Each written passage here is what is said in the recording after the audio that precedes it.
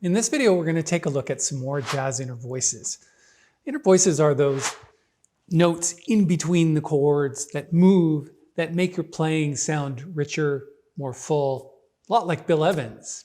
And if that's the sound that you're looking for, this is a good video for you. In fact, inner voices is something that a lot of piano players just absolutely avoid because it's a little bit complicated to think about it. And we're all struggling just to play chords and get the right voicings together for the chords. We don't even think about inner voices. And usually it's a bit of an advanced thing for piano players, but I think most intermediates can handle at least the concept. So stick around as I discuss inner voices for minor chords, 2/5s, in other words, minor to dominant seventh, and even major chords.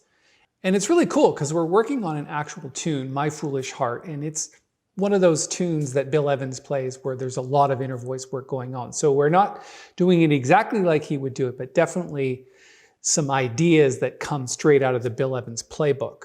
So we're going and looking at the last 8 bars, and we're starting here, and I'm just going to play this first 4 bars. A little bit later, I'm going to play the entire version of My Foolish Heart that I do with bass and drums, so you can get an idea and hear all the inner voices. But right now, we're just working on the last 8 bars just to see what we can learn from the voicings. So from the G minor chord,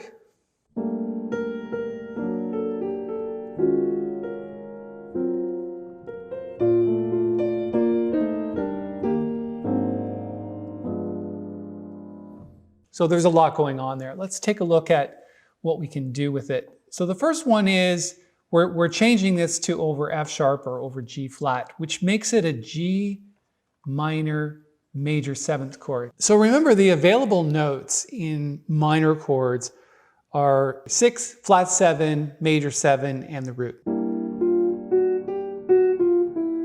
So in this particular case, you're using the major 7th in the root. It's not really an inner voice because it comes at the bottom, but it is when you consider there's a bass going on.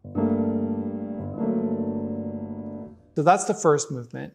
Then the next one is this E flat minor 7 to A flat 7. Now the inner voices here are kind of what we call leading tones.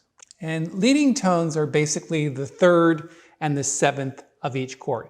That's the tones that discern whether it's a major chord, minor chord, or dominant 7th chord. So for example, this is major, this is dominant 7th, and this is minor.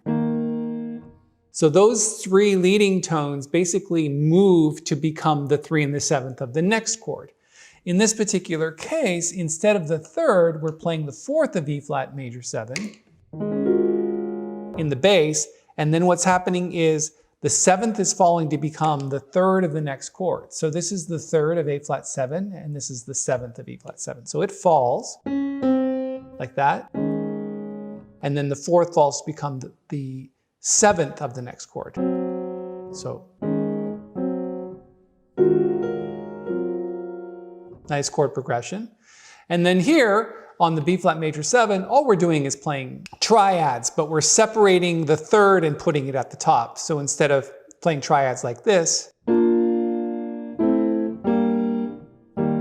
putting the 3rd of the chord at the top. So B flat. It's a great sound. Now, a lot of players would just play the melody, which is nice, but it's nicer if you can do those 6 on top and play the triad or the root in the bottom.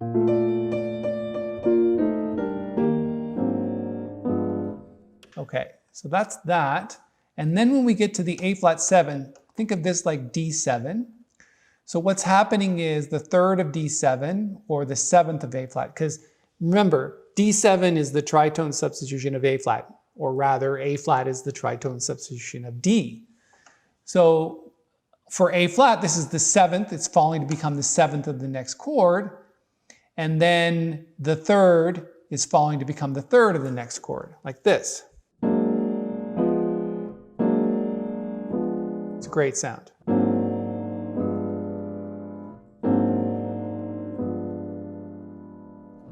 Moving on.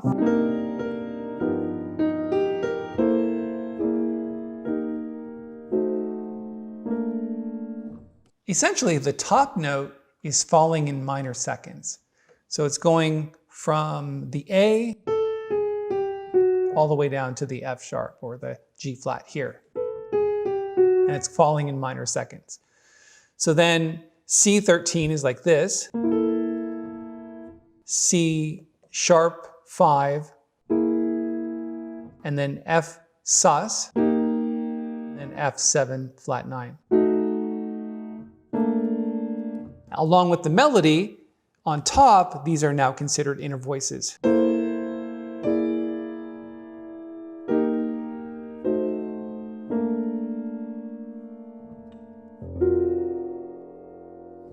And then this is something that I do that I really haven't seen a lot of other piano players do, is go up a half step for the dominant chord, because we're in the key of B flat. So this chord, F7, going to B flat.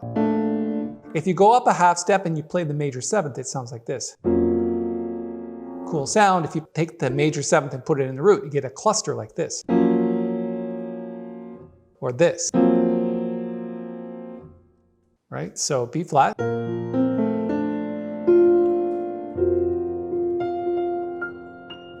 What a great sound. Okay, so there's some inner voices that you can work on in your playing. Let me play the entire composition for you, My Foolish Heart. I'm going to do it with bass and drums and even play a chorus of solo to get you excited about the tune. And then when we come back, I'm going to post a link to this sheet music so that you can download and practice these inner voices as well as the inner voices that came before it in the tune. All right, let me play it for you now.